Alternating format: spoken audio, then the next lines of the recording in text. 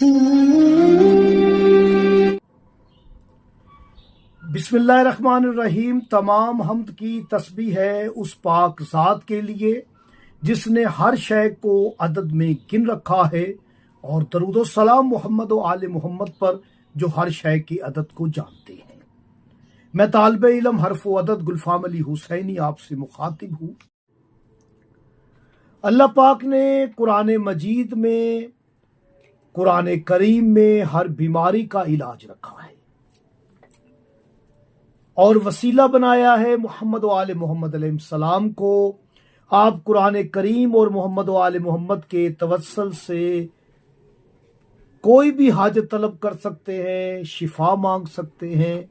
आज मैंने आपको सेहत याबी के लिए, शिफा याबी के लिए एक अमल हदिया करना है। कोई भी बीमारी है, रूहानी, जिस्मानी, जादू है, असेब है, रुज्जत अमलियात है, आपको नजर बद है, आपको कोई भी जिस्मानी रूहानी बीमारी है, वसवसे हैं, डर है, खौफ है, सर में दर्द है, जिस्म में कहीं पर भी दर्द है, तकलीफ है, आप इस अमल को यकीन के साथ कर सकते हैं। याद रखिएगा, इस अमल की हकीकत कुछ इस तरह है कि आपने सबसे पहले सूरह कदर पढ़नी है।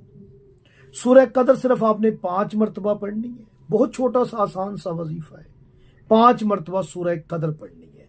तकलीफ वाली जगह पे हाथ रख के, मुतासिर जगह पे हाथ रख के, या पानी पास रख ले, और आप 5 मरतबा जब सूरह कदर पढ़ लें तो इसकी 5 नंबर आयत सलामुन हिय हत्ता मतलइल फजर, इसे 126 मरतबा रिपीट करना है आपने। उसके बाद आपने 18 मरतबा नादेली पढ़नी है।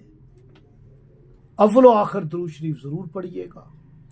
इस अमल को आपने महीना 2 महीने, जब तक आपकी बीमारी मुकम्मल ठीक ना हो जाए, आपको कामिल शिफा ना हो जाए, आप इस अमल को यकीन के साथ करें। अमल से पहले सदका जरूर निकालिएगा। हर रोज सदका निकालें हस्बे तौफीक, इंशाल्लाह जल्द सेहतयाबी हो।